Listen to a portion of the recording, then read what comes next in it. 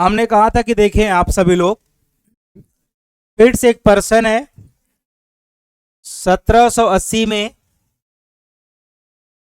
बेटा वो British parliament में चुनाव लड़ता है और इस समय इसकी जो एज है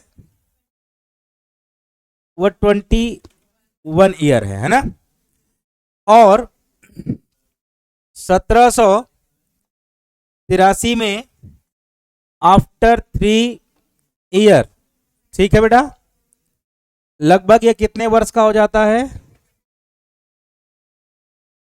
24 वर्ष का हो जाता है।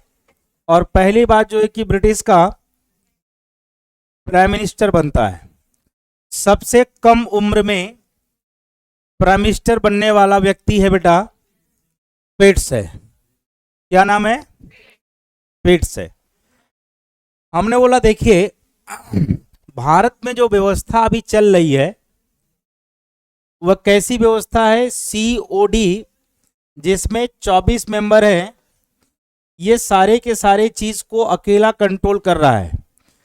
एक तो हमने कहा था कॉमर्शियल ट्रेड को भी यही देख रहा है और साथ साथ हमने कहा पॉलिटिकल अफेयर को भी यही देख रहा है।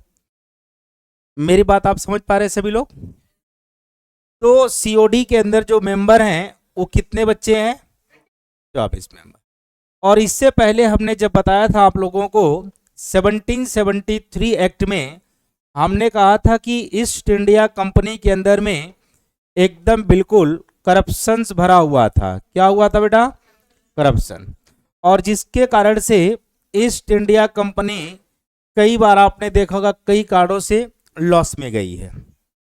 इसका मतलब इस प्रकार की सारी गतिविधियां या पहले इन एक्टों के अंदर में बहुत सारे प्रॉब्लम्स थी। जब पिट्स आता है तो इसी को थोड़ा सा सुधार में लाने का प्रयास करता है। Is it clear? हमने कहा कि पिट्स आने का इसका एक ही उद्देश्य है। ये जो पिट्स आता है बच्चे, पिट्स का कि जो 1773 एक्ट में जो प्रॉब्लम है ना, जो प्रॉब्लम है, जो समस्या है, उस समस्या का क्या करना है बेटा? इसको हमने कहा था सुपरवाइजरी करने के लिए इस एक्ट को लाया गया।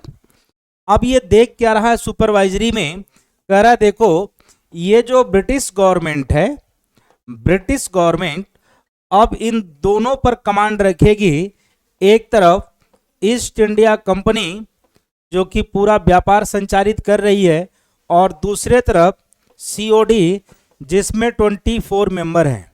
अब इन दोनों पर एक तरीके का नियंत्रण रखने के लिए, कंट्रोल करने के लिए बच्चा, कंट्रोल करने के लिए कौन सा एक्ट पास किया गया? पिट्स इंडिया एक्ट पास किया गया। लेकिन एक्चुअल कंट्रोल ये देखा गया था, एक्चुअल कंट्रोल किसके पास था? तो हमने देखा इसके पास था। वो चाहता था कि एक्चुअल कंट्रोल किसके पास आ जाए? ब्रिटिश गवर्नमेंट के अंदर में आ जाए। इसीलिए ये बात आप लोग ध्यान में रखिएगा सभी लोग कि पिट्स जो आया था वो चाहता था कि ईस्ट इंडिया कंपनी के साथ साथ COD पर भी नियंत्रण किसका हो बेटा?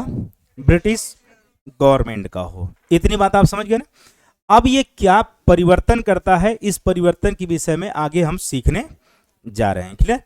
अब हम देखेंगे इसमें ध्यान से समझिएगा। हमने कहा था कि देखें, किसी भी चीज को पढ़ने के लिए 6 बातें आपके दिमाग में याद होना चाहिए। हमने कहा कि अगर ये 6 बातें अगर आपको याद है तो आप बड़े आसानी से तुक्का भी मारेंगे ना, तब भी क्वेश्चन सही होगा, अप्रॉक्स। समझ रहे मेरी बात ना? लेकिन 6 बातें आपको पता होनी चाहिए। पहली बातें हमने बताया था, हर बार क्या लिखवाया था हमने? Monopoly of trade. ये हमें देखना है और देखना है किस एक्ट में समाप्त हो रहा है। और दूसरी बातें हमने देखा था कौन सा बच्चे? कंट्रोल ऑफ कंपनी का नियंत्रण। और तीसरी बातें हमने क्या देखा था? एडमिनिस्ट्रेशन। अब देखो प्रशासनिक व्यवस्था क्या है। इसके बाद हम लोग देख रहे थे सेंट्रल लेजिस्लेचर या लेसन भी बोल सकते हैं। और इसके बाद हमने देखा था प्रोविंशियल लेजिस्लेशन की बात, और लास्ट में हमारे पास क्या था बेटा, रेवेन्यू था। ये 6 बातों पे हमें क्या करना है, ध्यान देना। तो मैं कंपेयर करके ही आपको पढ़ाऊंगा ताकि आपको वो सारी चीजें पिछले वाले एक्ट से जब हम कंपेयर करेंगे तो अपने आप ये समझ में आएगा कि सर परिवर्तन हो क्या रहा है एक्चुअल में, ठीक है ना। अब फिर लास्ट में इसको एक जगह उठा करके सब कुछ लिख देंगे तो हम लोगों का क्या हो जाएगा, हर एक्ट पर कंट्रोल बनता हुआ चला जाएगा। क्लियर हो गया मेरी बात ना।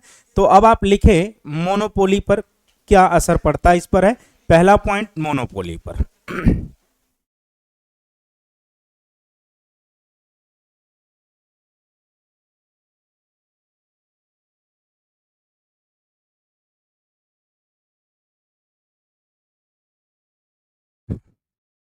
पिछली क्लास में तो थे ना आप लोग, जो पिछली क्लास नहीं किया होगा ना उसको जीवन में नहीं समझ में आएगा, इस बात को समझ लीजिएगा।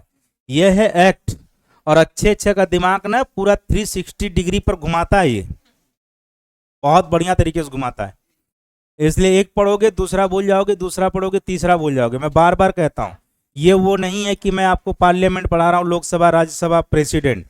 ये वो एक्ट है जो हर व्यक्ति ने प्रश्न आए हुए छोड़ के आता है या तो गलत मार के आता है, और आपके लिए नहीं है, कोई भी एग्जाम में, क्योंकि पॉलिटी तो सब में होता है ना, जीएस तो सब में है।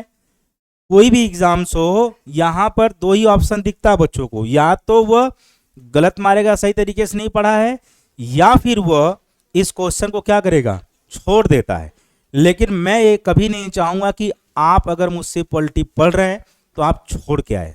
अगर आप छोड़ के आते हैं तो गलती आपकी होगी। मैं एकदम डिटेल आराम आराम से पढ़ा रहा हूं, जिसको आप लोग थोड़ा सा भी दिमाग लगाओगे तो ये एक्ट क्या है, इससे ज्यादा कोई पूछेगा ना भाई आपके दिमाग में चलेगा वो, समझ रहे हो ना। तो इस बात को सभी लोग ध्यान रखिएगा। तो हम लोग पहला क्या करने जा रहे बेटा, तो देखिए कुछ चीजों में आपको कांस्टेंट ही सारी चीजें रहती हैं, परिवर्तन नहीं होता है।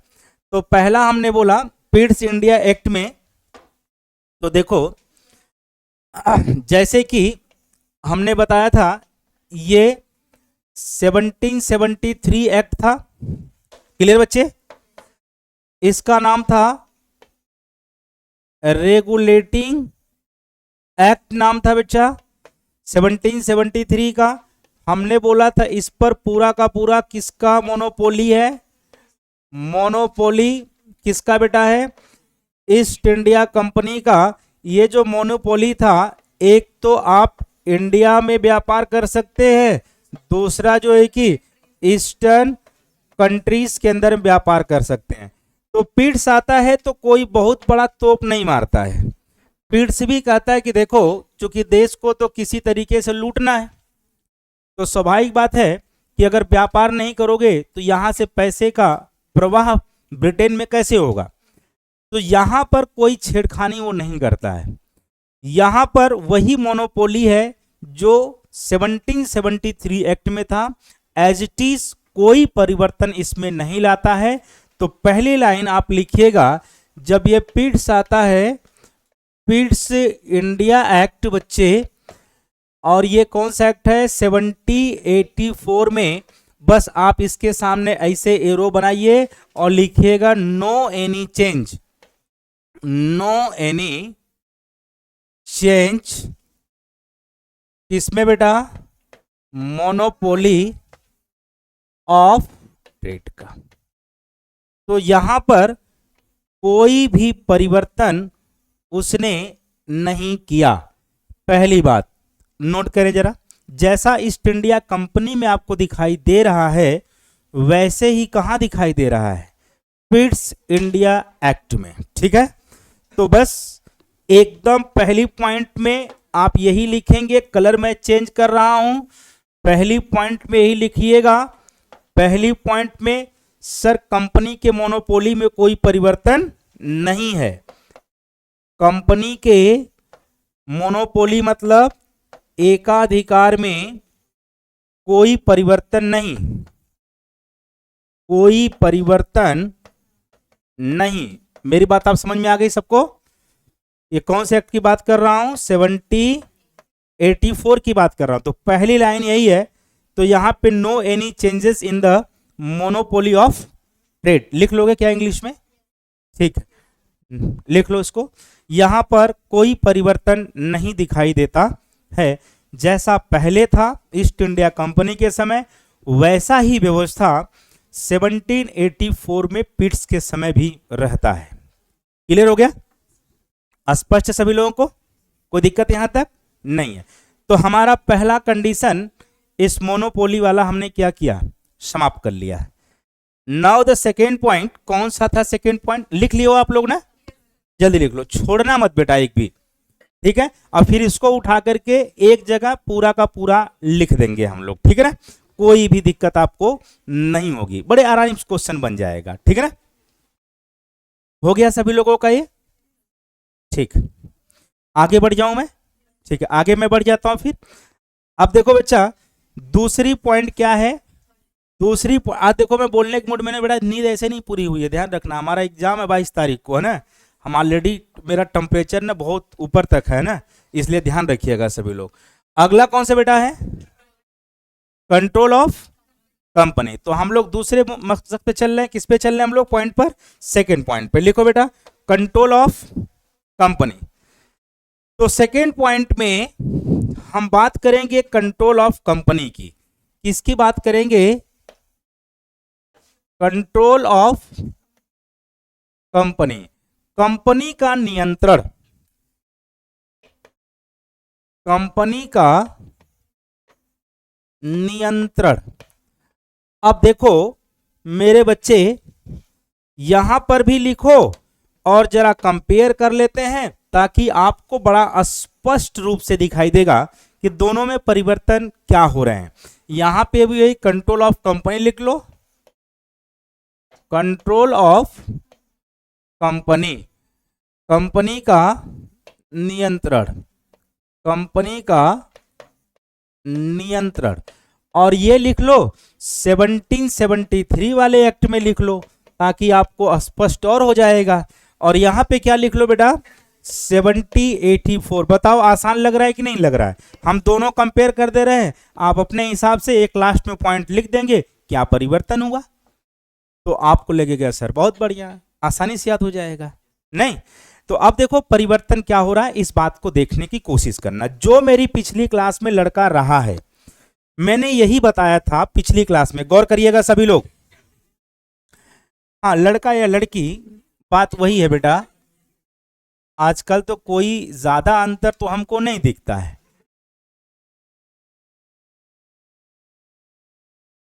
ठीक है? सही बात है कि नहीं है?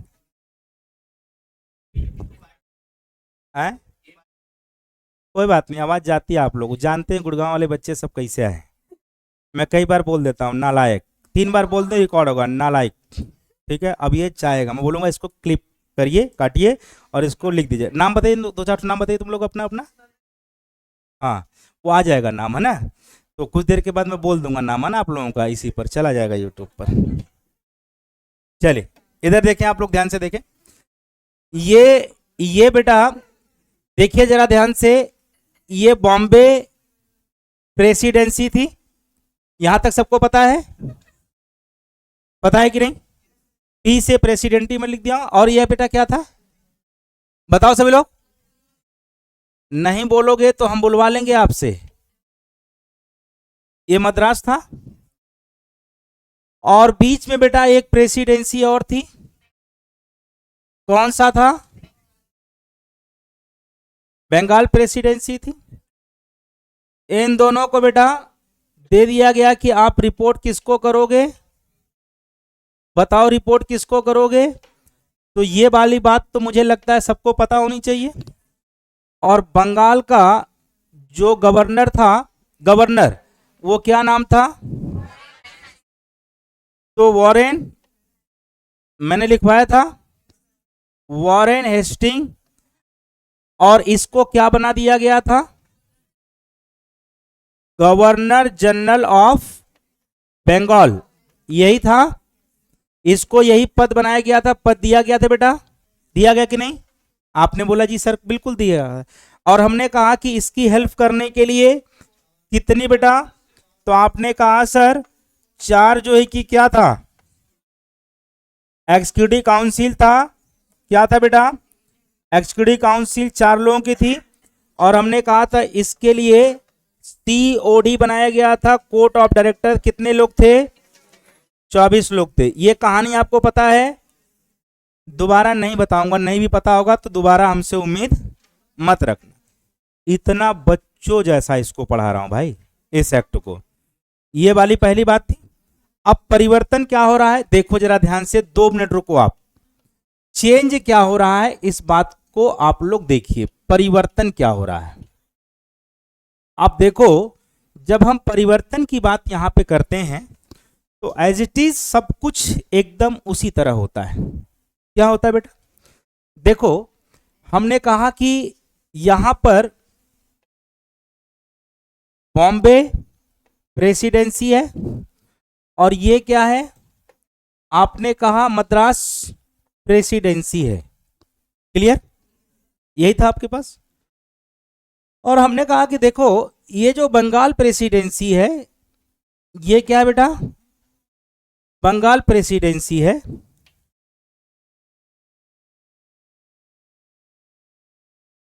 ये जो बंगाल प्रेसिडेंसी है, यहां पे already governor general Warren Hasting को बना दिया गया। परिवर्तन क्या हो रहा है बेटा? यहां पे 2 काम अलग कर दिया गया। 2 काम अलग क्या किया गया? पहला, ये जो COD था इसमें कितने मेंबर थे? 24 मेंबर। अब इनके कार्यों को अलग अलग कर दिया गया। ध्यान से सुनिएगा। COD को कहा गया, ये जो COD है इसको कहा गया आप सिर्फ जो है कि कौन सा काम देखिएगा? कॉमर्शियल ट्रेड देखिएगा। मेरी बात को ध्यान से समझिएगा। और इन्होंने, ये बात तो एजस्टिस चल रहा है, और इन्होंने बनाया BOC, बोर्ड ऑफ कंट्रोल। क्या बनाया बेटा? Board of control. ध्यान रखिएगा आप सभी लोग, ये एक अलग पॉइंट आया है। हालांकि में इसमें 2 जो है कि कैबिनेट प्रकार के मंत्री रहे और इसमें 6 कमिश्नर रहे। 6 कमिश्नर मतलब इसमें टोटल मेंबर कितने रहे? 6 मेंबर रहे। देखो कितना दिमाग लगा रहे हैं सब अंग्रेज। पहले टोटल मिलाकर के अगर आप देखोगे तो एक तो बेचारा ये है गवर्नर जनरल, और 4 ये हैं, कितना हो गया? 5, और ये थे हमारे पास तो 24। 24 एक 25, 25 4 29। लेकिन अब देखो 24 तो यहां है और इनको कहा गया कि तुम कॉमर्शियल ट्रेड देखिएगा। और पॉलिटिकल अफेयर के लिए मैं हूं कौन? बताओ बेटा, पॉलिटिकल अफेयर के लिए कौन देखेगा बेटा? इसने कहा मैं ही अकेला नहीं देखूंगा। इसने कहा कि एक जो है कि यहां पर एक प्रीवी काउंसलर बनाया। क्या बनाया बेटा? प्रीवी काउंसलर बनाया। और एक व्यक्ति को एक्स चेकर था। क्या था बेटा? X checker. ध्यान रखिएगा। और इसके बाद देखो 1 2 और 6 कितने हो गए? 8 और 24 ये। और इसके बाद एक जो कि सेक्रेटरी ऑफ ब्रिटेन का सेक्रेटरी बनाया। क्या बनाया बेटा? सेक्रेटरी बनाया। क्या बनाया? सेक्रेटरी बनाया। और ये एक मेंबर सेक्रेटरी का ही है। तो कितने टोटल मेंबर हो गए? गिनती करो जरा कितने मेंबर हुए टोटल, बताओ।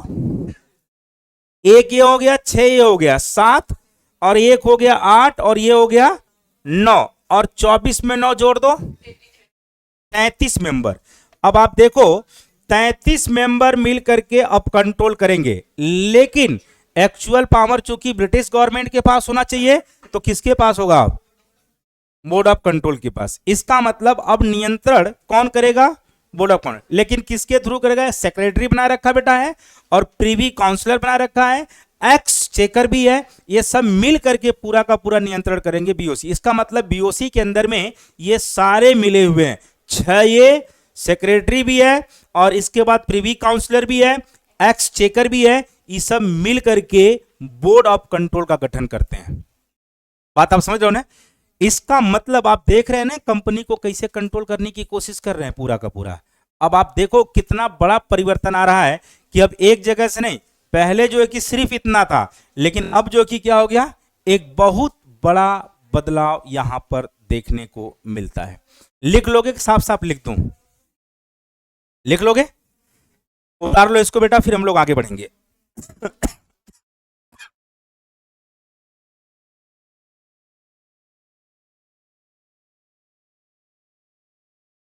पॉलिटिकल अफेयर,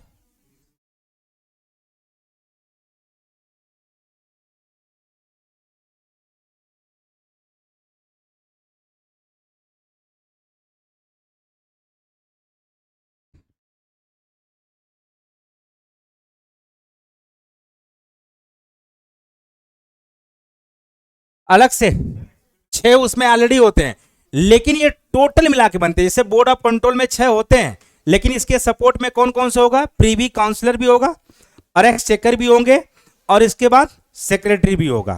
बात समझ रहा? ये सब चल रहा है उसके साथ, ये सब कंटिन्यू चलेगा। अभी इसमें चेंजेस होगा, लिखा नहीं हूं ना, अभी इसमें जाकर के चेंज करूंगा मैं, आगे एडमिनिस्ट्रेशन में चेंज कर दूंगा। अरे टोटल 37 हो जाएंगे ना, ये वाला अभी चेंज होगा ना, इसलिए मैं अलग से छोड़ रखा हूं, इसमें चेंज करेगा अभी वो। हाँ, एडमिनिस्ट्रेशन वाले पॉइंट पे इसको चेंज कराऊंगा मैं। ठीक है, क्लियर हो गया सभी लोगों को? ठीक है, तो यहां पर बेटा अगर साफ बताओ तो मैं लिख देता हूं पूरा, साफ लिख दूं? साफ लिख दूं? हो गया है? हो गया सभी लोगों को?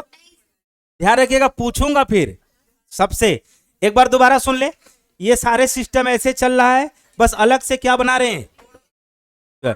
इसका मतलब इस पूरे एक्ट में क्या बना? एक नया बोर्ड ऑफ कंट्रोल, बस इतना आपको ध्यान रखना है। और बोर्ड ऑफ कंट्रोल में 6 तो इसके मेंबर ऑलरेडी इंक्लूड है ही है, लेकिन इसको सपोर्ट करने के लिए प्रीवी काउंसलर भी है, एक्सचेकर भी है और सेक्रेटरी भी बना दिया जाता है। Is it clear? तो इसका मतलब यह हुआ कि 7084 के जो कंट्रोल ऑफ कंपनी में एक बड़ा परिवर्तन जो आता है, वो किसको बनाते हैं? लोग हैं बोर्ड ऑफ कंट्रोल को बनाते हैं। बस ये अंतर है। क्लियर हो गया? नोट करें बेटा। तो इसको मैं एकदम साफ साफ लिख देता हूं। लिखो क्या साफ साफ? नोट पॉइंट करके लिखना पड़ेगा ना। पहला पॉइंट तो नोट हो गया है, अब दूसरा पॉइंट लिख लो बेटा। दूसरा पॉइंट यहां पे इसको बॉक्स बनाओ, दूसरा पॉइंट लिखो बेटा। सेकेंड पॉइंट, इसमें क्या बनाया जाता है बेटा? Board of control. इसमें मेंबर कितने हैं? 6, और प्लस जो है कि एक क्या बनता है बेटा? प्रीवी काउंसलर। और ये क्या होता है बेटा? X checker. और इसके बाद एक क्या होता है बेटा? सेक्रेटरी। क्या होता है बेटा? सेक्रेटरी होता है, लिख लीजिएगा। बस ये परिवर्तन होता है। दूसरे पॉइंट में अगर आपसे पूछे कि कौन सा एक्ट है जिसमें बीओसी को बनाया जाता है, तो 7084। क्लियर? पिट्स इंडिया एक्ट में तो एक नया आपके पास ये आ गया। और हमने मोनोपोली में देखा था कोई परिवर्तन नहीं है। दूसरे पॉइंट पे हमने देखा था किसका गठन करते हैं ये लोग? हैं बीओसी का गठन कर देते हैं।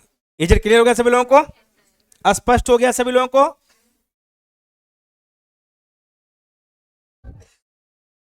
क्लियर हो गया? बहुत बढ़िया। तो दूसरा पॉइंट ये हो गया, क्योंकि 6 पॉइंट हमें निकालना है तो 6 बातें हम लोग देखते हैं। आगे चले, हम लोग आगे चलते हैं। अब किस पे हम लोग चलेंगे? एडमिनिस्ट्रेशन पे चलेंगे हम लोग। चलिए, तो हम लोग चलते हैं एडमिनिस्ट्रेशन पे। किस पे चलेंगे? एडमिन। सुनिए, देखिए, कंट्रोल ऑफ कंपनी जब भी मैं बताऊंगा, जब भी मैं ये शब्द बोलूं कंट्रोल ऑफ कंपनी, तो अपने दिमाग में याद रखिएगा सर कंपनी को कंट्रोल अभी कौन कर रहा? अभी सेंट्रल लेवल पे नहीं आएंगे। सेंट्रल लेवल पे आएंगे तो एक साथ एग्जीक्यूटिव को बनाएंगे, सबको बनाएंगे। समझ रहे हो ना? लेकिन जब सिर्फ अभी कंट्रोल ऑफ कंपनी को कंट्रोल करने की बात हो रही है, तो जो पहले सीओडी अकेले देखता था वो कॉमर्शियल ट्रेड देखेगा, और बाकी पॉलिटिकल अफेयर कौन देखेगा बच्चे? बीओसी का जो गठन कर देते हैं, उसमें जो कि 6 कमिश्नर नियुक्त किए जाते हैं, और इसके साथ साथ में एक प्रीवी काउंसलर होता है, और एक एक्सचेकर होता है, और एक सेक्रेटरी होता है। क्लियर हो गया मेरी बात ना? ये स्पष्ट हो गया कंट्रोल ऑफ कंपनी की बातें। अब हम तीसरे पे क्या चल रहे हैं? एडमिनिस्ट्रेशन। किस पे चल रहे हैं बच्चा? एडमिनिस्ट्रेशन। तो आइए तीसरे नंबर पे हम लोग बात करेंगे। तीसरे नंबर बेटा एडमिनिस्ट्रेशन।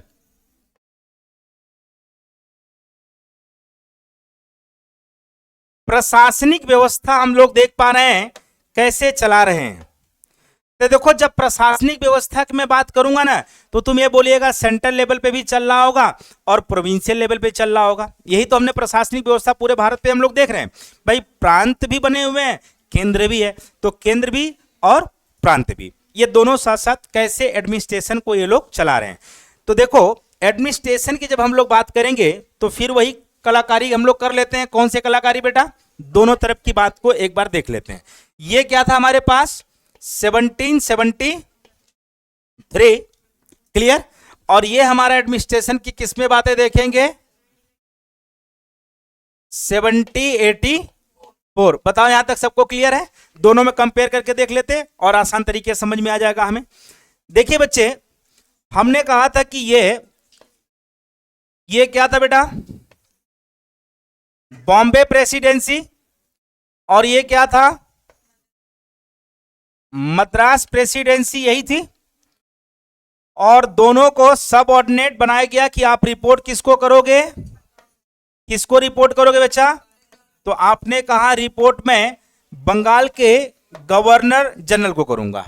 Is it clear? और इस गवर्नर जनरल की हेल्प करने के लिए कितने मेंबर? 4 एग्जीक्यूटिव काउंसिल के मेंबर थे। ठीक है? और प्लस जो है कि एक सीओ डी लाया गया था। देखो, इस तरीके से प्रांत भी चल रहा है, दोनों प्रांत चल रहे हैं। केंद्र पर बैठा हुआ कौन? Governor general Warren Hasting. तो इसका मतलब एडमिनिस्ट्रेशन तो प्रांत में भी चलेगा और यहां पे भी चलेगा। क्लियर हो गया है मेरी बात ना? स्पष्ट? तो यहां पे क्या परिवर्तन आता है? यहां पे ये परिवर्तन देखने को मिलता है बच्चे कि ये बॉम्बे प्रेसिडेंसी, ठीक है, और ये कौन सा प्रेसिडेंसी? मद्रास प्रेसिडेंसी। ये सब ऑर्डिनेट बॉडी तो है, ये रिपोर्ट कर रही है किसको? गवर्नर जनरल को। ये भी रिपोर्ट किसको कर रही है? गवर्नर जनरल को। मेरी बात आपको समझ में आ रही है? वारेन हेस्टिंग है। लेकिन बदलाव इन्होंने जो किया वो देखिए, सीओडी तो ऑलरेडी काम कर रहा है, 24 मेंबर। अब ये कॉमर्शियल ट्रेड कर रहे हैं। क्या कर रहे हैं बेटा? Commercial trade. हमने बता दिया आप लोगों को, कॉमर्शियल ट्रेड कर रहे हैं। लेकिन इसके साथ साथ में ये जो भाई साहब 4 लोग थे ना, इन चारों लोगों में एक कम कर दिया गया। क्या कर दिया गया? एक कम कर दिया गया। तो इसमें 4 की जगह कितने मेंबर को लाया गया बेटा? 3। अब देखिए जरा ध्यान से गौर करिए मेरी बात को। हमने कहा 4 लोग होते थे, तो सबसे ज्यादा अगर मेजोरिटी देखोगे तो किसका होता था? काउंसिल की होती थी। लेकिन अब यहां पे मेजोरिटी देखो, 3 एक है, गवर्नर जनरल एक है। अगर इसमें से एक चला गया तो बराबर बराबर का टाई हो जाएगा। इनडायरेक्ट रूप से कह दिया गया गवर्नर जनरल तुम्हें हम पावर क्या दे रहे हैं? ज्यादा। क्योंकि एक व्यक्ति अगर आपके पास आ गया तो आपकी पावर क्या हो जाएगी? बढ़ जाएगी। तो एक तरीके से एडमिनिस्ट्रेशन के अंदर बेटा क्या करते हैं? 3 मेंबर रख देते हैं, जो कि पहले कितने होते हैं? 4। अब यहां लिख लेना 3 मेंबर कर देते हैं, है ना? बस ये परिवर्तन एडमिनिस्ट्रेशन में लोग करते हैं। ठीक है? क्योंकि कोई भी लॉ बनाना पड़ेगा, ये तीनों किसको सपोर्ट करेगा? क्लियर? अब ये सिर्फ किसको देख रहा है? कमर्शियल ट्रेड को। और बीओसी बन गया वो किसको देख रहा है? हाँ, राजनीतिक मतलब जो पॉलिटिकल अफेयर उसको देख रहा है। ठीक है ना? तो वहां पे लिखने की जरूरत नहीं, सेंट्रल वाले में सबको एक साथ लिख दूंगा। ठीक है ना? तो अब यहां पे लिख लो, जो काउंसिल है बेटा, उस काउंसिल में मेंबरों की संख्या को क्या कर दिया गया? कम कर दिया गया। लिख लो इस बात को। तो मैं तीसरा पॉइंट लिख दूं क्या? तीसरा पॉइंट लिख दूं? ठीक है, तो इसको एक बार बना लो, फिर तीसरा पॉइंट मैं लिख देता हूं। दोनों को कंपेयर करके बनाना कि परिवर्तन क्या हो रहा है। जल्दी बनाओ फटाफट।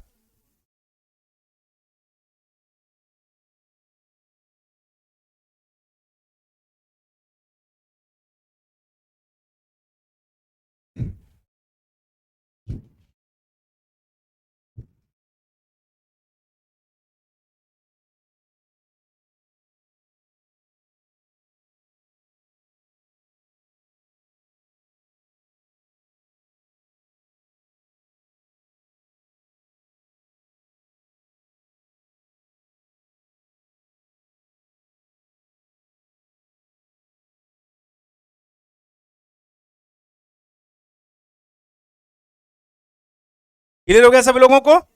आगे चले हम लोग, आगे बढ़िए हम लोग।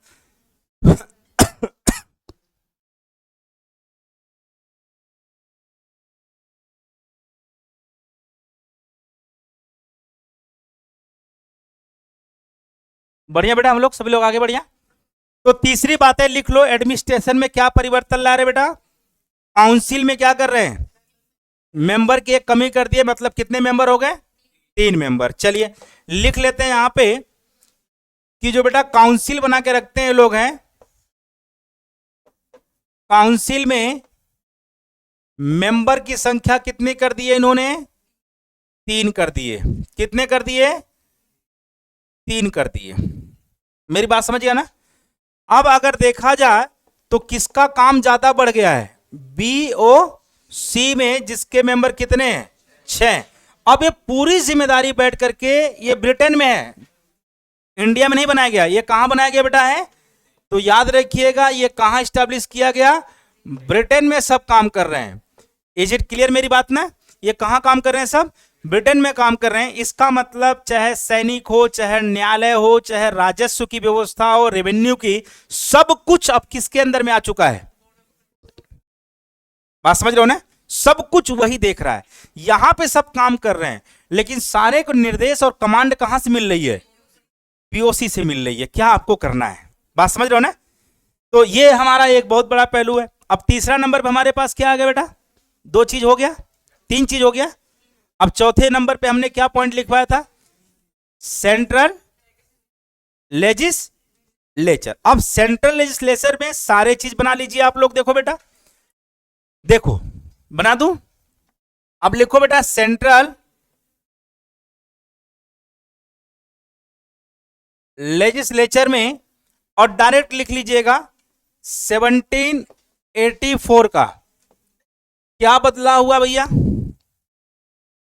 क्या बदला हुआ? सब एक जगह, सब एक जगह लिखना है। गवर्नर से क्या बना? गवर्नर जनरल, ये बना हुआ था। और इसके साथ में हमने कहा COD। अब ये 24 मेंबर किसका काम कर रहे हैं? तो आपने बोला सर किसका? कॉमर्शियल ट्रेड का काम कर रहे हैं बेटा। और इसके बाद BOC में जो 6 मेंबर है, कितने मेंबर है? 6 मेंबर है, यहां लिख लीजिएगा सबको एक साथ। और इसके साथ में एक प्रीवी काउंसलर है, दूसरा जो इसकी एक्स चेकर भी है, और तीसरा बेटा है ना, और ये हो गया आपके पास। इसके बाद आप मुझे बताइए इसमें कितने लोग बनाया गया? 3 एग्जीक्यूटिव काउंसिल के मेंबर को बनाया गया। अब आप देख लो सेंट्रल लेवल पर एक तरीके से अगर हम देख पा रहे हैं तो आप ये कहोगे ये सारे चीज तो है, लेकिन कमांड किसके अंदर में बेटा है? टोटल। इसका मतलब पूरे सेंट्रल लेवल पर ये सारे चीजें तो बना रखे हैं, लेकिन एक्चुअल कौन कंट्रोल कर रहा है? BOC। इसका मतलब यहां पर लिख लीजिएगा सेंट्रल लेवल पर BOC में जो 6 मेंबर हैं, किसमें बेटा? BOC में 6 मेंबर, और प्लस एक क्या हो गया बेटा? PC, प्लस एक क्या हो गया? एस चेकर, और एक क्या हो गया? सेक्रेटरी। ये केंद्र पर पूरा का पूरा अपना कंट्रोल बनाए रखे हैं। कहां पे बेटा? केंद्रीय लेवल पर अपना नियंत्रण ये लोग बना के रखे हुए हैं। Is it clear? सब कुछ यही कर रहे हैं। राजस्व भी लेना है तो यही कानून बनाएंगे जैसे तैसे, मतलब वहां से जो निर्देश देंगे वो पालन आपको करना पड़ेगा। तो ये यहां पे सारे लोगों को एक साथ में लेके आओगे जब केंद्र की बातें होंगी, है ना? नोट करें इसको।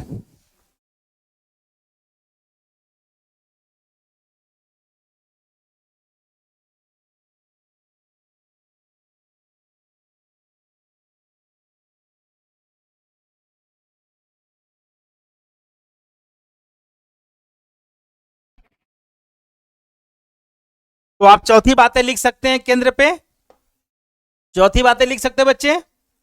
तो क्या लिखेंगे? कौन कंट्रोल कर रहा है केंद्र लेवल पे? कंट्रोल्ड बाई BOC, जिसमें 6 मेंबर हैं।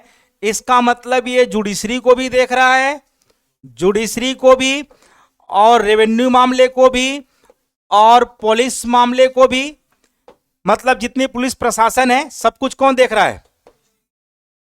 बोर्ड ऑफ कंट्रोल, केंद्र लेवल पे पूरा सारी चीज जांच कर रहा है। क्लियर हो गया? अब हमारे पास लास्ट क्या बचा बेटा? प्रोविंशियल हमारे पास है। हाँ ठीक है, क्लियर हो गया? अब हमारे पास क्या बचा है? Provincial legislature. क्लियर हो गया? चलिए प्रोविंशियल कर लेते हैं एक बार एग्जाम के लिए, सारी बातें एक जगह, बात खत्म। ठीक है ना? तो एक बार प्रोसेस से, एक बार जो सारी बातें 6 बातें हैं सिर्फ एक जगह लिखूंगा, बात क्या हो जाएगी? एकदम खत्म। क्लियर हो गया? कंपेयर करके आपको इसलिए दिखा रहा हूं ताकि आप घर पे पढ़ोगे ना तो थोड़ा आपको दिमाग में वो चलेगा कि सर परिवर्तन क्या हो रहा है एक्ट में, क्योंकि जब भी कोई एक्ट में परिवर्तन करेंगे पिछले वाले से चेंज करेंगे ला करके, है ना?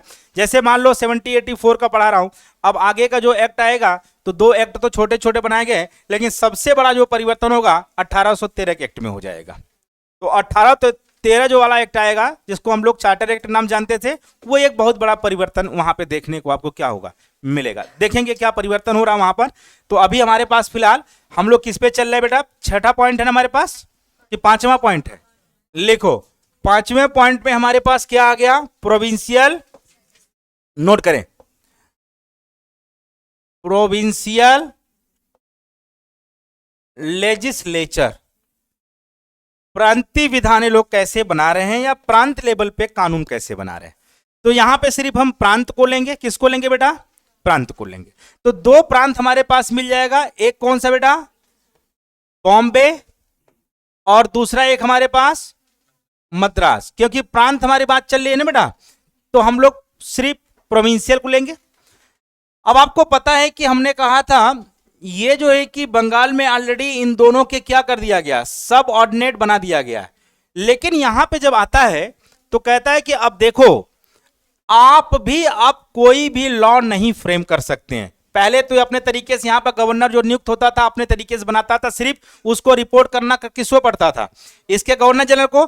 अब यहां पे कह दिया गया कि बॉम्बे प्रेसिडेंसी और मद्रास कोई भी रेवेन्यू संबंधित या किसी भी प्रकार का लॉ अपने से नहीं बना सकते। अब सारे लॉ कहां से फ्रेम होंगे?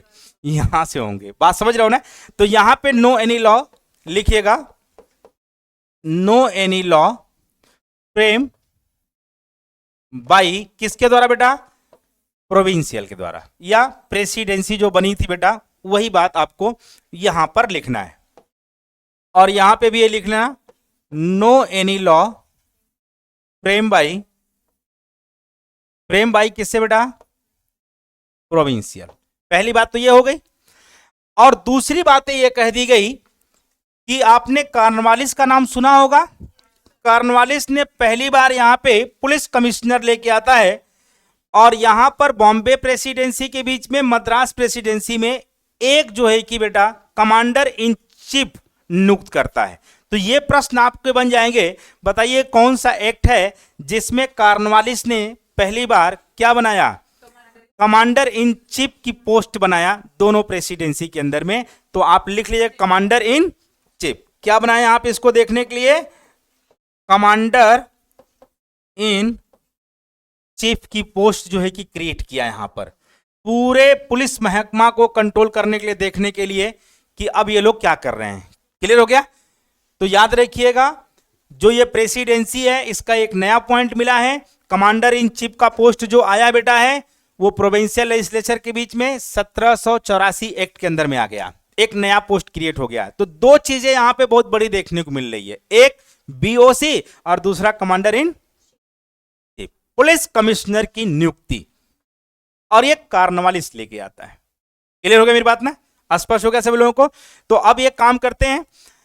तो 5वां पॉइंट हमारे पास हो गया, इसको स्टार मान लीजिएगा आप लोग, नोट कर लें आप लोग, क्योंकि एक साथ सबको लिख देंगे। नोट करें, ठीक है? कमांडर इन चीफ, एक पुलिस कमिश्नर की नियुक्ति जो है कि यहां पर कॉर्नवालिस क्या करता है? कर देता। उस समय कॉर्नवालिस गवर्नर है, सिर्फ गवर्नर जनरल बन के नहीं आया है। अगले एक्ट में उसको गवर्नर जनरल बनाएंगे, भारत का पूरा बना देंगे उसको हम लोग। हाँ, कमांडर इन चीफ 84 वाले में, इसीलिए ऊपर लिख दिया बेटा हमने, 73 वाले नहीं लिखा हूं, इसको लिख दिया 7084 वाले एक्ट में। क्लियर? कमांडर इन चीफ की एक नया पोस्ट लेकर के आया है प्रोविंशियल लेवल पर, या हम लोग प्रांतों में लेकर के आया। क्लियर हो गया मेरी बात ना? स्पष्ट हो गया सभी लोगों को? तो अब हमारे पास क्या बचा बेटा? लास्ट वाला एक्ट बचा है जिसको हम लोग रेवेन्यू। अब आप सोचो कि जब यह 1784 का एक्ट लेके आता है तो कंट्रोल पूरा किसके पास गया है? ब्रिटिश गवर्नमेंट के पास। इसका मतलब अब ईस्ट इंडिया का जो क्षेत्र है उसको किस नाम से जाना जाएगा? ब्रिटिश क्षेत्र के नाम से जाना जाएगा, या ब्रिटिश गवर्नमेंट इंडिया के क्षेत्र के नाम से जाना जाएगा। अब वो ईस्ट इंडिया कंपनी का टैग हटा दिया गया। जैसे मान लो ईस्ट इंडिया कंपनी किसी मतलब छोटे राज्य को मान लो उस पर अधिकार कर रही है, या वहां के राजाओं को हरा करके अपने अंदर ले रही है, तो पहले लिखा जाता था ईस्ट इंडिया कंपनी पोजीशंस, मतलब ये ईस्ट इंडिया कंपनी का क्षेत्र है जीता हुआ। अब वो ईस्ट इंडिया कंपनी का टैग क्या कर दिया गया? हटा दिया गया। अब वहां पे क्या लिखा जाएगा? ईस्ट इंडिया की जगह क्या लिखा है? ब्रिटिश गवर्नमेंट का क्षेत्र, या ब्रिटिश गवर्नमेंट पोसेशन। पोसेशन का मतलब होता है जो अधिग्रहण कर लिया इन्होंने, उस क्षेत्र को ब्रिटिश गवर्नमेंट के नाम से जाना जाएगा। बस इतना याद रखना। तो तीसरा बात रेवेन्यू में वही चीज चलती है बेटा।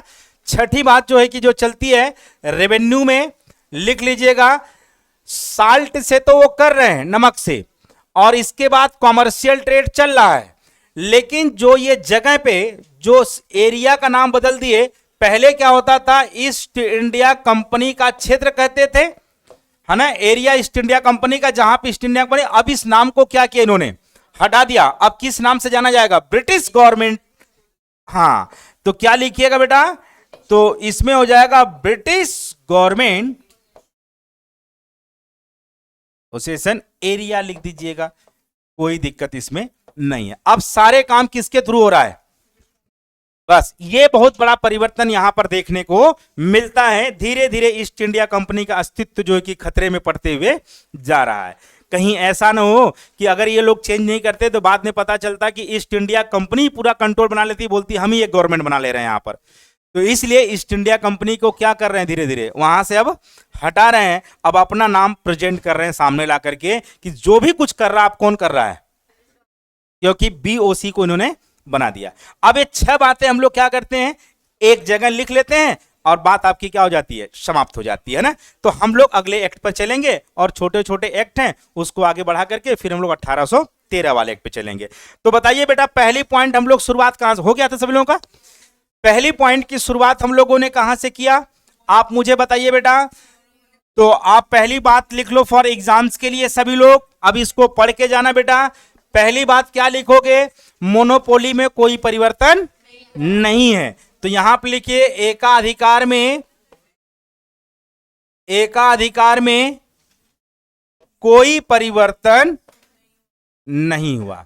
बेटा इंग्लिश में आप लोग लिख सकते हो no change in the monopoly, लिख सकते हैं आप लोग, लिख लेना, साथ साथ लिखते चलो। 1 पॉइंट। दूसरा पॉइंट बेटा, किसको बनाते हैं? बीओसी का गठन करते हैं। का क्या करते बेटा? गठन करते हैं, ठीक है। या इसको स्टैब्लिश इंग्लिश में क्या बोलेंगे बेटा? स्टैब्लिश करते हैं। क्या करते हैं? इसको स्टैब्लिश करते हैं। इसमें टोटल मेंबर कितने होते हैं? एक्चुअल में इसमें 6 मेंबर होते हैं, लेकिन इनके सहायता के लिए कौन सा होता है बेटा?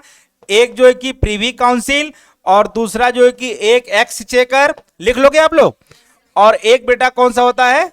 सेक्रेटरी। ये इसकी सहायता के लिए बनाए जाते हैं। क्लियर हो गया मेरी बात ना? स्पष्ट हो गया सभी लोगों को? बहुत बढ़िया। इसका मतलब अब अगर देखोगे तो कंपनी और प्लस सीओडी को नियंत्रण कंट्रोल कौन कर रहा है? डायरेक्ट। यस, नियंत्रण कौन कर रहा है बेटा? बीओ सी कर रही है, यही है ना? अब यही कर रही है। अगला पॉइंट हमारे पास क्या था बेटा? चौथा पॉइंट, सेंट्रलाइजेशन में क्या हमने बताया था? हाँ, इसमें एग्जीक्यूटिव काउंसिल में बेटा कितने मेंबर को कर दिया गया? 3 मेंबर की संख्या को कम कर दिया गया। पहले वाले में 4 थे, और इसके बाद बेटा हमने देखा प्रोविंशियल लेवल पे क्या बनाया इन्होंने? यस, प्रोविंशियल में एक इन्होंने नया पोस्ट क्रिएट किया, कमांडर इन चीफ, CIC लिख लोगे आप लोग, हो जाएगा भैया, कंफर्म, ठीक। एक्ट खत्म हो जाने दे, और कौन सा रह गया बेटा, हाँ रेवेन्यू वाला लिख लो। अब क्या लिखे बेटा, ब्रिटिश पोसेशन एरिया, बस। आगे एक क्लास, जब ये पूरा एक्ट खत्म हो जाएगा, एक क्लास सिर्फ गवर्नर जनरल पे लूंगा। अब पूरा भारत में जितने गवर्नर जनरल सब बने, सब 3-4 मिनट में याद करवा दूंगा, यही खेल खत्म करूंगा इसका मैं। और कौन कौन से गवर्नर जनरल, कौन कौन से मुख्य कार्य रहे हैं, वो आपको बता दूंगा, बात खत्म, ठीक है। लेकिन एक्ट समाप्त होने के बाद तो एग्जीक्यूटिव काउंसिल में कितने मेंबर हो गए, और प्रोविंशियल लेवल पे एक बना दिया गया कमांडर इन चीफ। तो देखिए ये स्टार मान लीजिएगा, ये दोनों पे स्टार 100% मारिएगा, कमांडर इन चीफ किस एक्ट में लाया गया। तो भैया बस पूछ देगा तो पेपर में किसी दूसरे का मुंह मत देखना बैठ करके, देखता है, चलिए बेटा अच्छी बात, ठीक है। तो एक बार हमने पूरे कंसेप्ट को लिया, और दूसरे बार हमने क्या किया, बात मेरी समझ में आ रही है। तो आप दोनों तरीके से पढ़ सकते हैं, आप चाहें तो डायरेक्ट इस बात को याद रख सकते हैं, और नहीं थोड़ा भगवान विवेक दिया होगा तो मेरे कंसेप्ट को भी याद कर लीजिएगा, और आपको दोनों में परिवर्तन पता चल जाएगा कि सर हो क्या रहा है। क्लियर हो गया। ब्रिटिश पोसेशन एरिया मतलब वो जो क्षेत्र जो उन्होंने हड़प लिया है, उस एरिया को अब ब्रिटिश के नाम से जाना जाएगा, अब ईस्ट इंडिया कंपनी के नाम से नहीं जाना जाएगा। इज इट क्लियर हो गया सभी लोगों को। आगे बढ़िए हम लोग। तो अब इसके बाद एक्ट कौन था 1784 के बाद, कौन सा एक्ट, यस।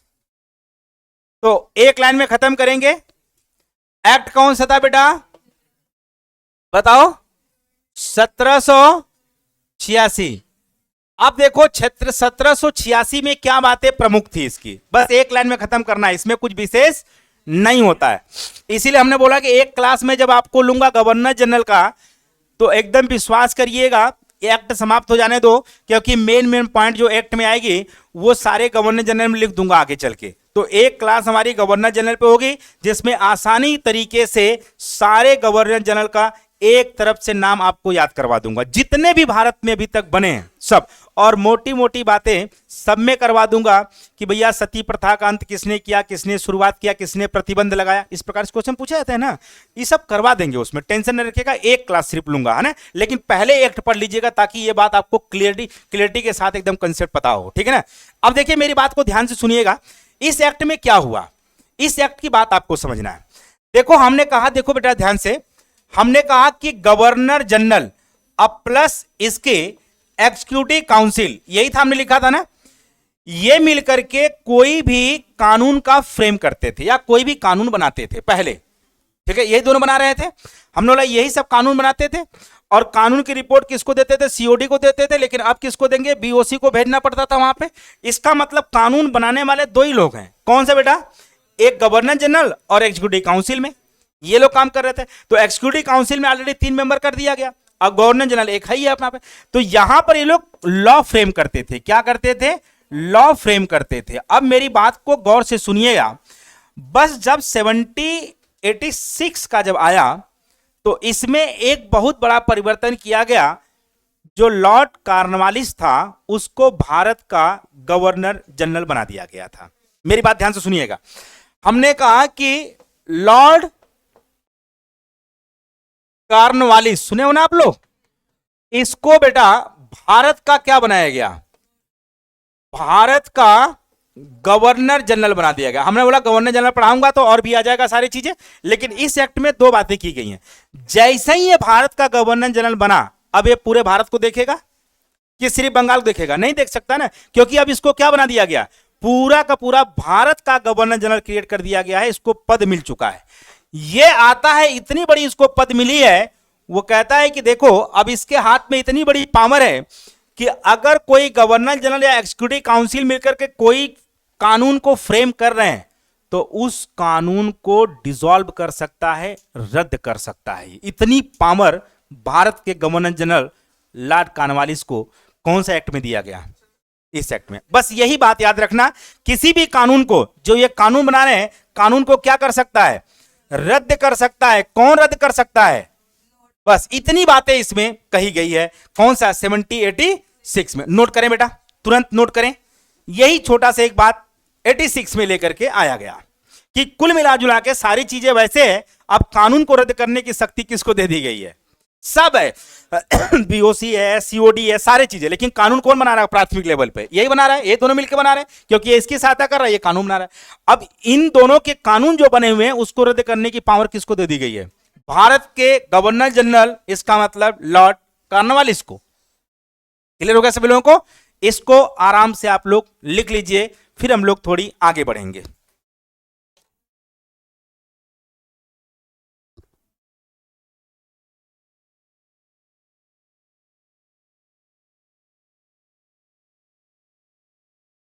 क्लियर हो गया? स्पष्ट सबको हो गया? तो इस एक्ट में बस यही बात आपको क्या करना है? याद करना है। ठीक है, ला भैया हट गए।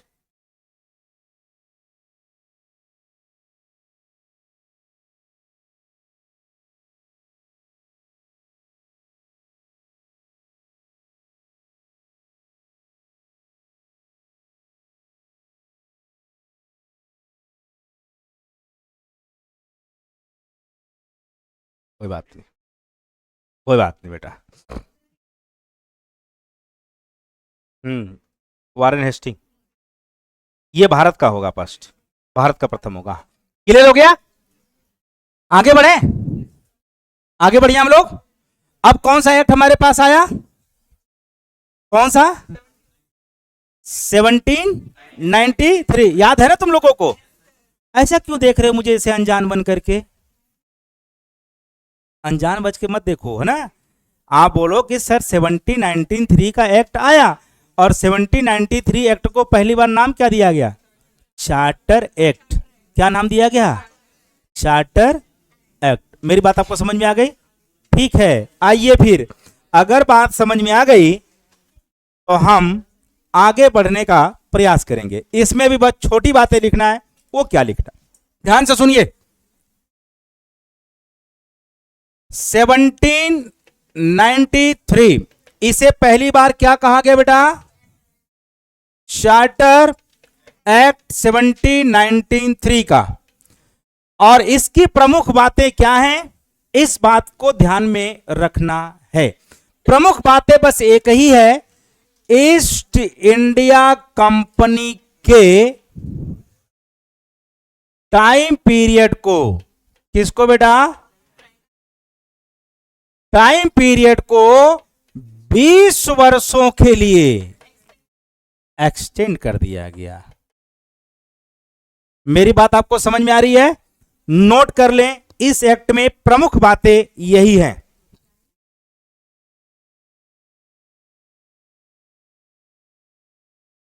क्लियर?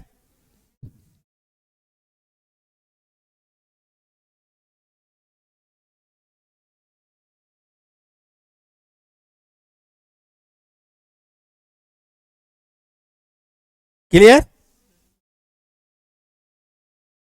स्पष्ट हो गया सभी लोगों को? तो प्रमुख बातें क्या यहां पर है? ईस्ट इंडिया कंपनी के टाइम पीरियड को 20 वर्षों के लिए बढ़ा दिया गया।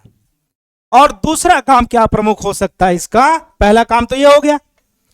दूसरा काम यह बेटा, अब जो भी गवर्नर जनरल बनेंगे,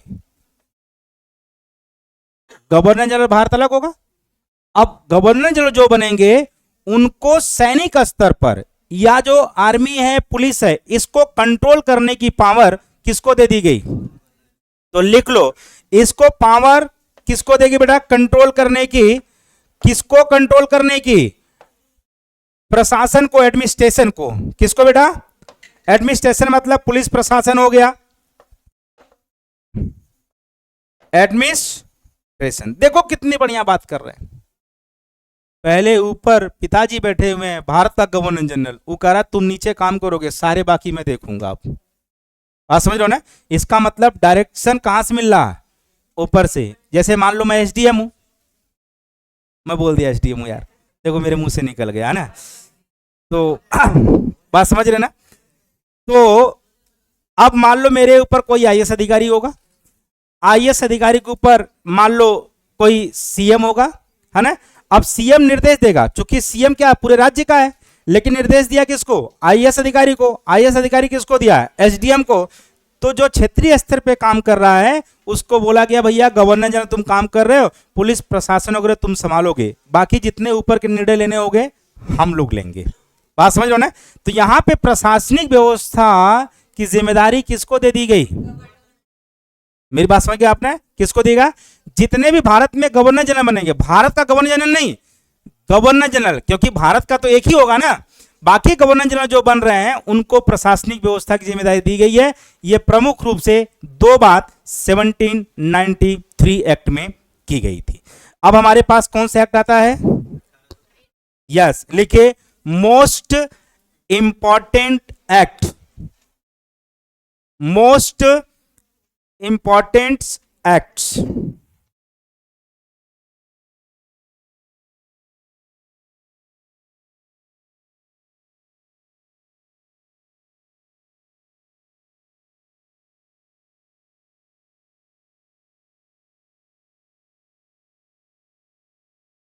क्लियर। तो अब हमारे पास कौन सा एक्ट आ गया बच्चा, 1813 का मोस्ट इंपॉर्टेंट एक्ट। नोट करें बेटा, 1813 को, इस एक्ट को किस नाम से जाना जाता है बेटा, चार्टर एक्ट के नाम से जाना जाता है। क्लियर। पहली बात तो यह है। दूसरी बात यह है बच्चा कि इसके वह दो पॉइंट पढ़ना है, एक इसका बैकग्राउंड पढ़ना है और दूसरा इसमें 6 पॉइंट पढ़ना है। क्या पढ़ना है, 6 बातें। बनाइए इसका स्ट्रक्चर ऐसे ही, एकदम सेम टू सेम स्ट्रक्चर बनाना आप लोगों को है, इसी तरीके से पूरा इसी तरीके से लिखना है।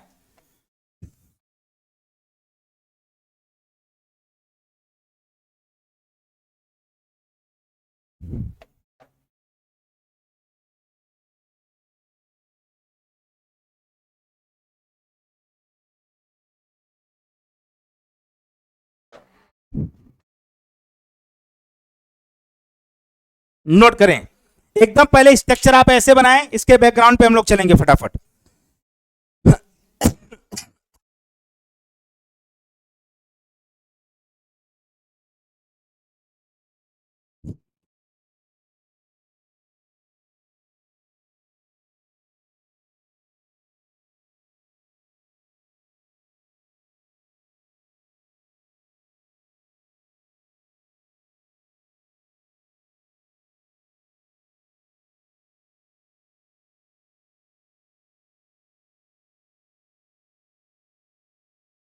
क्लियर हो गया सभी लोगों को।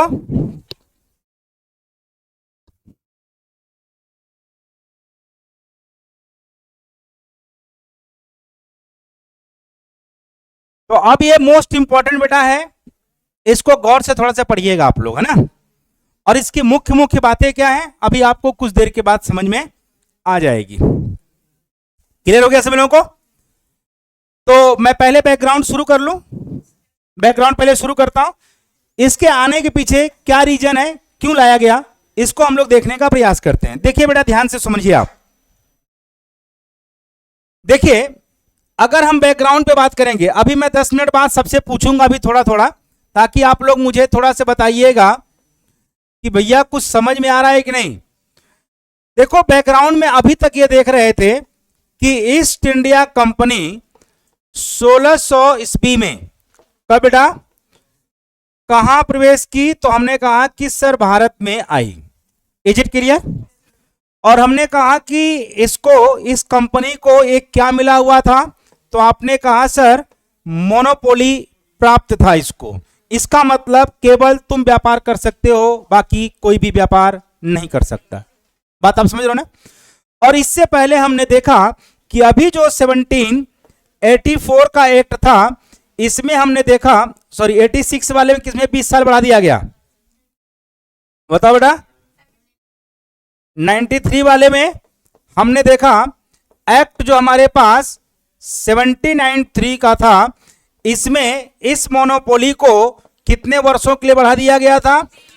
20 वर्षों के लिए एक्सटेंड कर दिया गया था। यह कहानी पिछली है जो बैकग्राउंड लेके चल रहा हूं, बढ़ा दिया गया था। तो देखो, जब ये आती मोनोपोली करने, तो यहां पर मोनोपोली को एक प्रकार से लिमिटेड कर दिया गया। किसको कर दिया गया बेटा? मोनोपोली को। किसको कर दिया गया? मोनोपोली को। तो पहली बार ये जो सीमित शब्द लिखा हूं, इस बात को ध्यान में रखना। आपसे पूछेगा कौन सा एक्ट था जिसमें पहली बार ईस्ट इंडिया कंपनी के मोनोपोली पे लिमिटेशन लगा दिया गया भाई? तो कौन सा एक्ट बताओगे? लिमिटेशन में यह लगा कि इन्होंने कहा कि देखो, आप केवल टी का ट्रेड करोगे और चाइना के साथ ट्रेड करोगे। किसके साथ बेटा? चाइना के साथ आप क्या करोगे? ट्रेड करोगे। इसका मतलब यह बात हो गया कि यहां पे किसकी बात चल रही? तो हम लोग बोले सर लिमिटेशन की बात चल रही है ऑफ ट्रेड का। यही तो हमारी बात चली। तो ट्रेड पर पहली बार लिमिटेशन किस एक्ट में लगा है? तो आप बोलिएगा भैया 1813 वाले एक्ट में लगा। अब यह प्रश्न बनता है आखिर क्यों, है ना? आखिर क्यों लिमिटेशन लगा? इस बात पर मैं अब आता हूं, लेकिन लिखोगे क्या इसको? पहले लिख लो, फिर मैं आ जाता हूं क्यों लगाया गया लिमिटेशन। इस बात पे मैं अब आता हूं।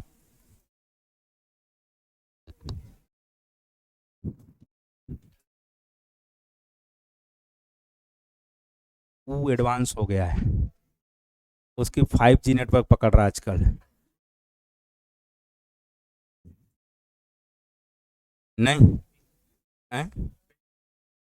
हाँ बेटा, देखना हमारे सर पे न रख दे पैर उठा करके।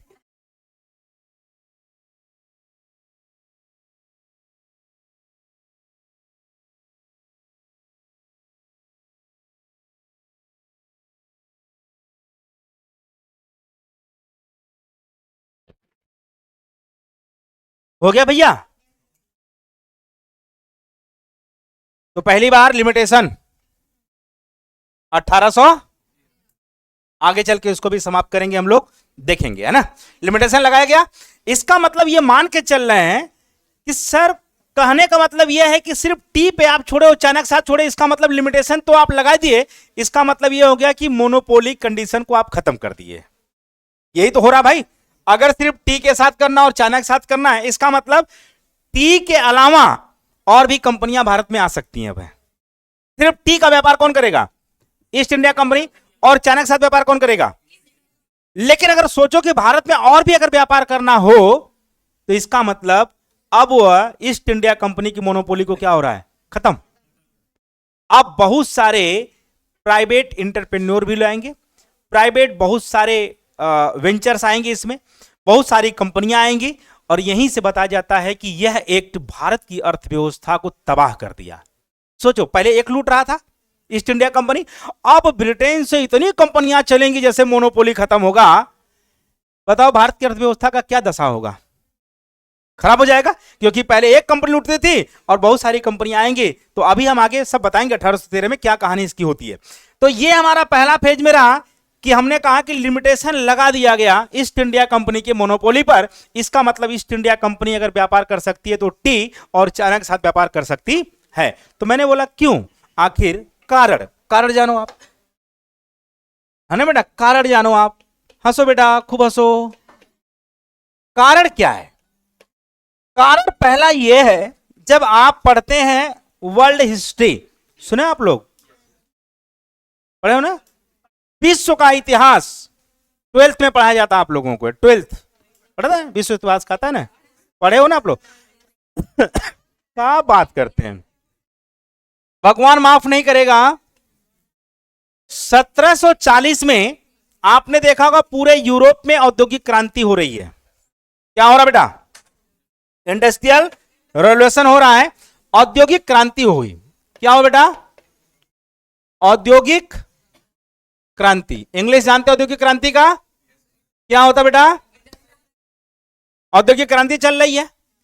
और यह बात पता चला कि 1812 आते आते दुनिया की पहली इकोनॉमी ब्रिटेन की बन जाती है। क्योंकि औद्योगिक क्रांति की शुरुआत कहां हुई है? ब्रिटेन में। और भारत से यहां से पैसे कमा कमा के ईस्ट इंडिया कंपनी ने भेज करके पूरा ब्रिटेन को पाट दिया है और ब्रिटेन बहुत आगे निकल चुका है अब। इसका मतलब यह हुआ कि इंडस्ट्रियल औद्योगिक क्रांति के बाद 1812 में यह बात पता चलता है कि पूरे वर्ल्ड में लीडिंग इकोनॉमी बन जाती है ब्रिटेन की। बात समझो ना, एक लीडिंग। अब वह पूरे विश्व में अपनी अर्थव्यवस्था को फैला सकता है या पूरी विश्व की जो अर्थव्यवस्था है उसके बराबर नहीं दिख रही है।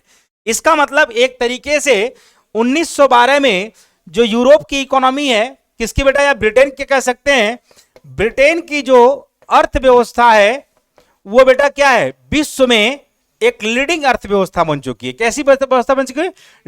लीडिंग इकोनॉमी बन चुकी है। इसका मतलब है वे सब लीड करेगा, विश्व की ऐसी अर्थव्यवस्था किसी के पास नहीं है। अब देखो दूसरी बातें ये है, क्यों ऐसा बना था? क्योंकि इस समय ब्रिटेन, आपने देखा होगा कि सर यूरोप से, कहां से बेटा, यूरोप से भी कुछ ट्रेड कर रहा है, यहां पे भी माल भेज रहा है, और ईस्ट इंडिया कंपनी कहां से दे रही है? इंडिया से। और आपने देखा कि चाइना पे भी इन्होंने लगा दिया है। तो इन दोनों जगहों से खूब लूट लूट के पैसा कहां जा रहा है? अब यह बात नेपोलियन को हजम नहीं होती है। नेपोलियन कहता है ये इतनी तेजी के साथ ब्रिटेन का विकास कैसे हुआ, आखिर पैसा आ कहां से रहा है? तो जब नेपोलियन का इतिहास हम पढ़ते हैं तो नेपोलियन ने क्या किया, आपने नेपोलियन को तो सभी लोग जानते हैं, जब इतिहास से पढ़िएगा, नेपोलियन ने एक तरफ से यूरोप के हर राज्यों को एक्वायर्ड करते हुए आ रहा है। एक्वायर्ड का मतलब क्या होता है बेटा? कब्जा करते हुए आ रहा है एक तरफ से, और आकर के एक एक्ट पास करता है, इसका नाम है कॉन्टिनेंट ब्रोकेज एक्ट पास करता है, एक ऑर्डर पास कर देता है। और ऑर्डर पास करके ऑर्डर में लिखता है, कहता है कि आज के बाद यूरोप के लोग ब्रिटेन से व्यापार नहीं करेंगे, इसलिए क्योंकि ब्रिटेन में सामानें काफी महंगी बेची जा रही है। अगर किसी ने किया तो नेपोलियन उस राज्य को एक्वायर्ड कर लेगा। अब यूरोप में डर पैदा नेपोलियन का। अब यूरोप ने क्या किया, ब्रिटेन से अपनी पूरी व्यवस्था, अर्थव्यवस्था क्या किया, बंद कर दिया। एक मुद्दा यूरोप का पूरा समाप्त हो गया है। अब पड़ गया चक्कर ब्रिटेन कि अब क्या करें, क्या भारत और चाइना से ही व्यापार चल पाएगा, क्योंकि यूरो का बंद हो गया। नेपोलियन ने कॉन्टिनेंटल ब्रोकेज एक लॉ एक्ट पास कर दिया या ऑर्डर पास कर दिया है, अब आप यूरोप के किसी लोग ब्रिटेन से व्यापार नहीं कर सकते। इसके चलते मजबूरी हुई कि ब्रिटेन को अपनी मोनोपोली को तोड़ना पड़ा, क्योंकि यूरोप से व्यापार बंद हो चुका है। अब भारत से व्यापार करना है तो इन्होंने कहा कि अब जितने भी प्राइवेट वेंचर्स हैं उनके लिए इजाजत दे रहा हूं, सिर्फ चाय और किसको छोड़ के, चाइना के साथ व्यापार छोड़ करके बाकी कोई भी कंपनी अब ब्रिटेन से भारत के लिए रवाना हो सकती है। इसलिए पहली बार जब ये कंपनियां आती हैं कि भारत के छोटे छोटे उद्योगों को तबाह कर देती हैं। मजबूरी में मोनोपोली को तोड़ना पड़ा, खुशी में नहीं। इसमें तोड़ना पड़ा मजबूरी में, क्योंकि व्यापार कहां से खत्म हो रहा है, यूरोप के, वो भी किसके कहने पर, नेपोलियन कहने पर। नेपोलियन एक ऑर्डर पास किया, उसका नाम क्या था, कॉन्टिनेंट ब्रोकेज, एक ऑर्डर का नाम था। उसने कहा कि आज के बाद यूरोप का कोई भी राज्य ब्रिटेन से व्यापार नहीं करेगा। वो इसलिए नहीं करेगा क्योंकि ब्रिटेन में सामान काफी महंगी बिक रही, यहां से सस्ती ले आते थे, वहां पे महंगी बेचते थे। उसकी अर्थव्यवस्था बहुत बूम के स्तर पे पहुंच गई थी, इसलिए औद्योगिक क्रांति कहां हो गई, ब्रिटेन के अंदर में। ठीक है, तो यहां पर वो सारे इतिहास लिखने की जरूरत नहीं है, आप बस लिखिएगा यूरोप से व्यापार समाप्त होने के बाद यहां पे बहुत सारी कंपनियां भारत में क्या हो जाती हैं, प्रवेश कर जाती हैं। बस इतने आपको लिखना है, बाकी सारी चीजें नहीं लिखना है। इसी कारण से आपने देखा होगा मोनोपोली को क्या करना पड़ा, हटाना पड़ा। एक मजबूरी थी हटाना, क्योंकि बाकी कंपनियां जाती कहां, क्योंकि भारत में ऑलरेडी ईस्ट इंडिया कंपनी है तो जगह यहीं बन सकता है। तो इसलिए बहुत सारे प्राइवेट वेंचर जो थे वो भारत में सब क्या हुए, प्रवेश कर गए और भारत की अर्थव्यवस्था को तबाह करके रख दिया। अब मूलभूत सिद्धांत 1813 में जब आएंगे तो बताएंगे कि कौन सा एक्ट ऐसा रहा जहां पे भारतीय अर्थव्यवस्था बहुत ज्यादा बर्बाद हो गई थी, वो 1813 क्यों हुआ। सारी कहानी आपको समझ में आ गया होगा पूरी डिटेल, लेकिन अब अगली क्लास में हम लोग आएंगे इसकी पूरी बातों पर, 1813 वाले एक्ट पर। क्या बताओ, यहां तक सबको समझ में आ गया पूरा? कंफर्म समझ में आ गया? 1813 वाले में आएंगे तो हम इसको समझाएंगे। टाइम हमारा हो चुका है, तो धन्यवाद, थैंक यू सो मच। अब हम लोग आगे की तरफ